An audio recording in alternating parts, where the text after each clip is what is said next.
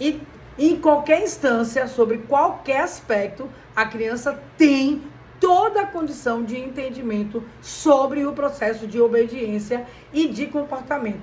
Toda. Então, nós temos, então, a criança com o diagnóstico.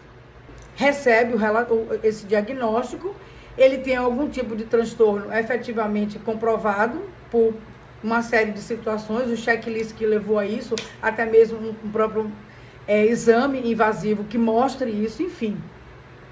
E dentro disso, nós temos pais que começam a se coartar, eles começam a tirar de si o direito de ter esse comportamento, ao buscar essa obediência, porque eles entendem automaticamente que a criança não vai entender, e não existe isso. Então, aí eu tenho dois problemas, porque eu tenho o diagnóstico e tenho esse pai que, por ele achar que a criança tenha um diagnóstico, ele não vai entender nada. Então, eu vou deixar ele fazer o que ele quiser.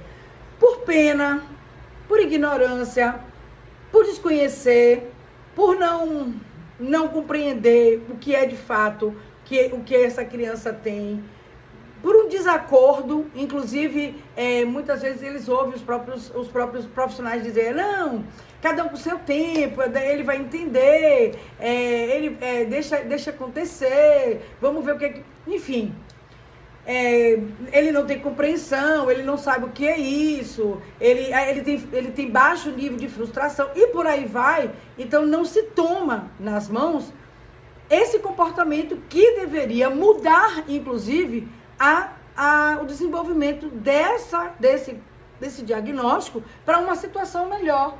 Então, se eu tenho uma criança que tem um comportamento irritativo ou um comportamento desafiador, que não tenha dentro de um transtorno, uma criança que tem os seus desejos, que todas as crianças têm, porque o desenvolvimento é um só, diferente do que se pensa, o meu comportamento parental, eu mãe, eu pai, tem que ser proativo em relação à busca dessa implantação, desse respeito e a busca dessa obediência.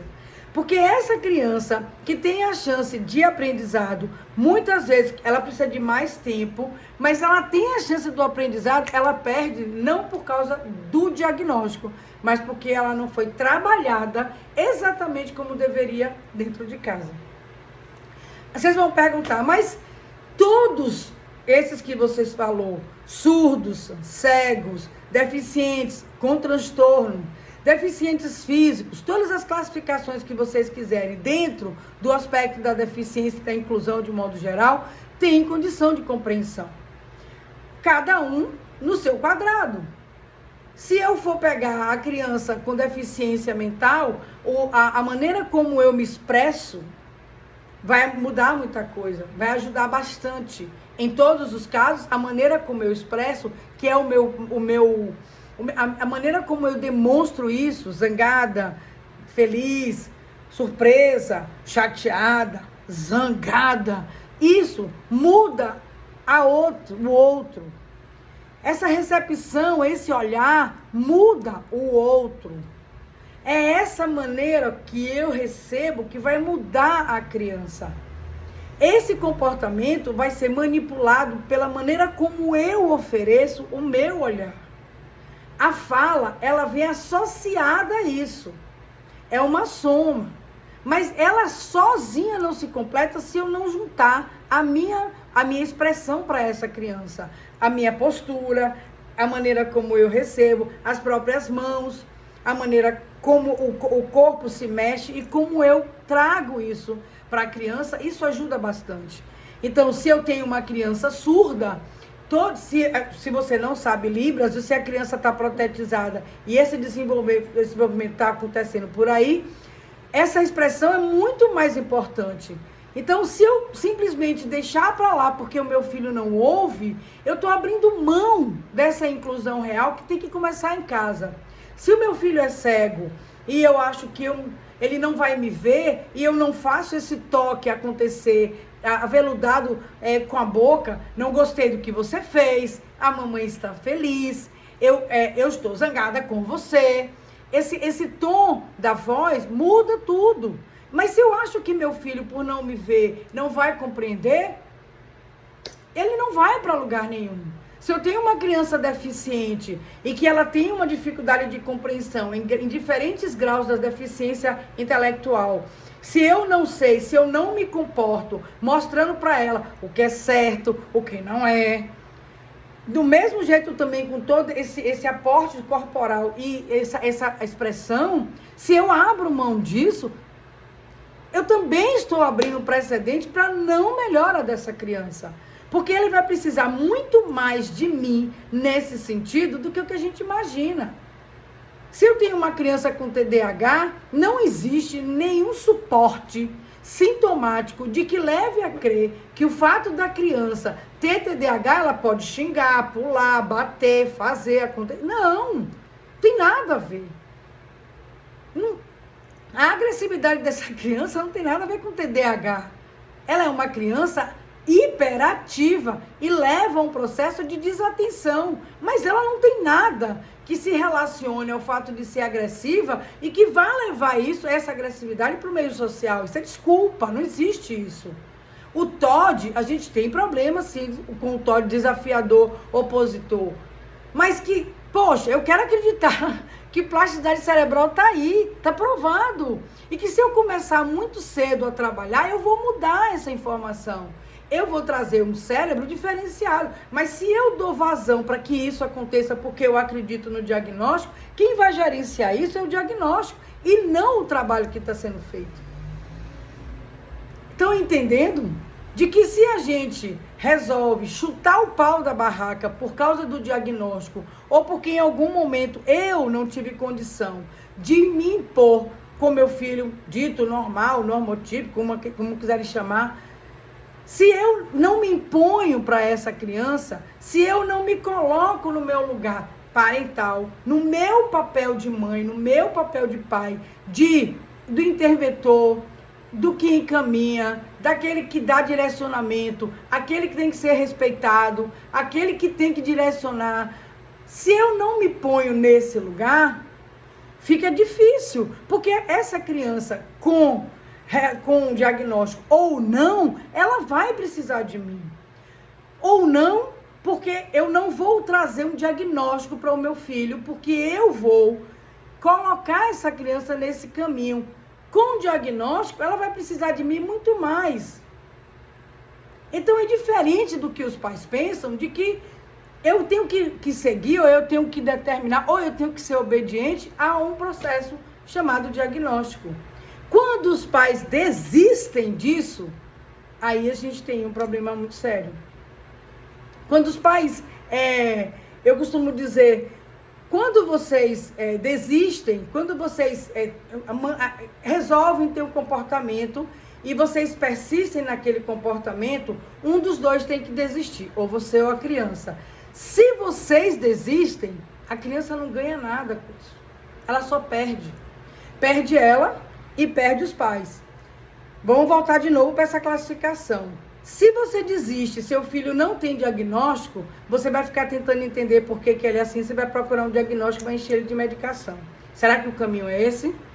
Se você desiste, seu filho tem diagnóstico, eu tenho dois problemas, o diagnóstico e o fato dele estar desenfreado, porque não existiu uma situação, não existiu o startar de um controle inibitório, de uma obediência, de um parar. Eu terminei estimulando situações que não são importantes ou não são necessárias para essa criança e eu crio uma situação paralela de piora desse diagnóstico. Então o tratamento se torna mais complicado porque a minha intervenção fica mais difícil enquanto terapeuta ocupacional.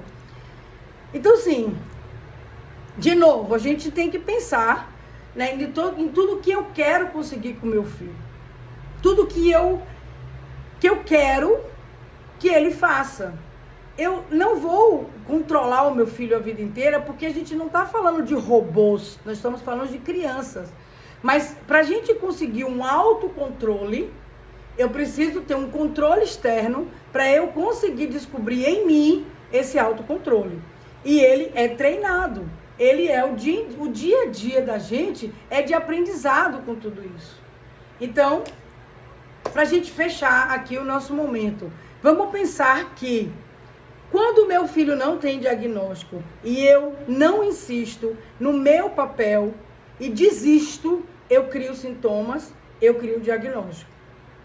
Se o meu filho tem sintomas e tem um diagnóstico e eu não faço o meu papel, que ele tem que existir com ou sem diagnóstico, eu pioro essa situação aqui. E o que é pior, gente? Quando eu desisto, que para mim isso é pior. Eu, enquanto pai, enquanto mãe, desisto, porque eu não sei o que fazer. Eu tenho um problema muito sério, porque esse indivíduo que tem uma personalidade, que nós já falamos aqui sobre isso, sobre a importância dessa personalidade e o trabalho disso para o desenvolvimento desse caráter, ele fica à mercê do mundo lá fora. E como ele não tem um direcionamento, porque ele não tem quem o leve a esse direcionamento, porque ele não tem respeito pelo pai e pela mãe, então ele fica à deriva de situações externas. Então é uma criança que vai sem rumo. Se ele não tem um diagnóstico, ele cria um sintoma, ele cria uma série de situações lá na frente que o vão prejudicar e muitas vezes tirar do seu rumo. E se ele tem um diagnóstico, as dificuldades que os terapeutas vão ter em fazer essa intervenção é maior e muitas vezes a gente pode diminuir esses sintomas, trabalhar esses sintomas, fazer a criança crescer. A gente não consegue porque ele não tem o que deveria ter, que seriam os controles necessários, a obediência em relação às intervenções, aos terapeutas, aos professores e aos pais, e ele termina se prejudicando e sendo tomado de alguma forma, avassalado por esses sintomas que terminam somando-se à falta de controle em relação aos processos de desenvolvimento. Enfim, de novo, a gente cava, onde é que a gente quer chegar? De que os pais desejam, que os pais querem que esses filhos o obedeçam, tenha ou não tenha diagnóstico. E que para isso, a gente precisa estar junto nesse momento e desenvolvendo todo esse processo, que não é uma coisa difícil, é fácil. O que a gente quer? Que os nossos filhos nos obedeçam. E que não é difícil. Muitas vezes, a gente precisa trabalhar com vocês, diretamente com vocês pais. O FAQ trabalha diretamente com os pais, dando a eles esse sentido. E o que é mais importante? Isso tudo dura uma semana ou um mês, a depender das famílias, para um resto de uma vida de tranquilidade. Eu sempre digo isso. Vocês vão levar um tempo, uma semana ou um mês, para conseguir tudo que vocês querem. O meu filho me obedece. Aí eu acho que isso é o sonho de todo mundo, ter um filho que me obedeça. E isso não é uma coisa impossível, isso não é uma coisa opressiva, isso não é uma coisa ruim. A obediência é uma coisa positiva e, sinceramente, todo mundo sai ganhando com isso. Principalmente as crianças, que são o futuro de toda uma vida. O nosso futuro, o futuro de um país, o futuro de uma vida inteira. Então, pensem sobre isso. Pensem o quanto vocês são pessoas importantes e o quanto tudo isso é fácil e não é difícil de ser feito. E eu tô aqui para ajudar vocês. Esse é o nosso canal da família, esse é o nosso canal para vocês, esse é o nosso canal de ajuda de conduta. FAQ, família, construindo comportamentos. O que eu quero, meu filho me obedece. E a gente está aqui para ajudar vocês a fazer isso, ok? Com ou sem diagnóstico, gente, isso é fácil de fazer.